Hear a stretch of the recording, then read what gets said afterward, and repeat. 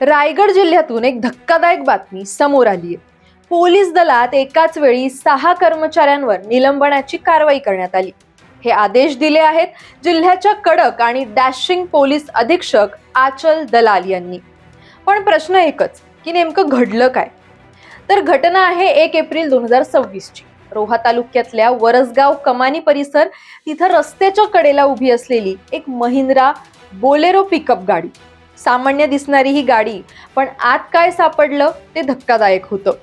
तर या गाडीत होतं तांबे आणि स्टीलचे सुमारे 200 किलोचे तुकडे, किंमत अंदाजे 1 लाख रुपये। हे प्रकरण नोंदवलं गेलं रायगडच्या कोलाड पोलीस ठाण्यामध्ये आणि तपास गेला LCB म्हणजे स्थानिक गुन्हे अन्वेषण शाखेकडे। पण इथूनच कथा घेते एक अनपेक्षित वळण। तपास करताना काहीतरी चुकतंय असा संशय निर्माण झाला। पोलिसांच्या तपास करण्याच्या नियमबाह्य पद्धती, संशयास्पद हालचाली आणि अखेर स्वतः पोलिसांच्याच कामकाजावर प्रश्नचिन्ह उभं राहिलं।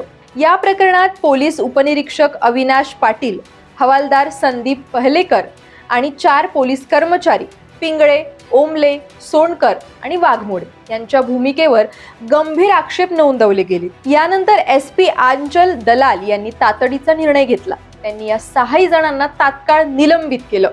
कारण काय? तर तपासावर परिणाम होऊ नये, शिस्तभंग सहन केलं जाणार नाही म्हणून।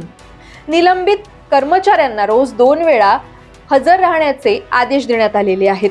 पोलीस ओळखपत्र किंवा किट जमा करण्याची सुद्धा सक्ती करण्यात आलेली आहे आणि कोणताही खासगी व्यवसाय करण्यास स्पष्ट मनाई करण्यात आलेली आहे।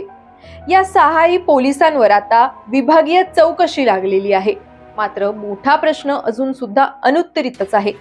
जी बोलेरो पिकअप गाडी धातूंसोबत सापडली, तिचे धागेदोरे तस्करीपर्यंत तर नाहीत ना? कारवाईत कसूर फक्त निष्काळजीपणा होता की काही गंभीर गैरव्यवहार? या संपूर्ण प्रकरणाची विभागीय चौकशी आता सुरू आहे आणि सत्य लवकरच समोर येईल। पण सध्या रायगडमध्ये एकच चर्चा आहे, पोलीस दलात नेमकं चाललंय तरी काय?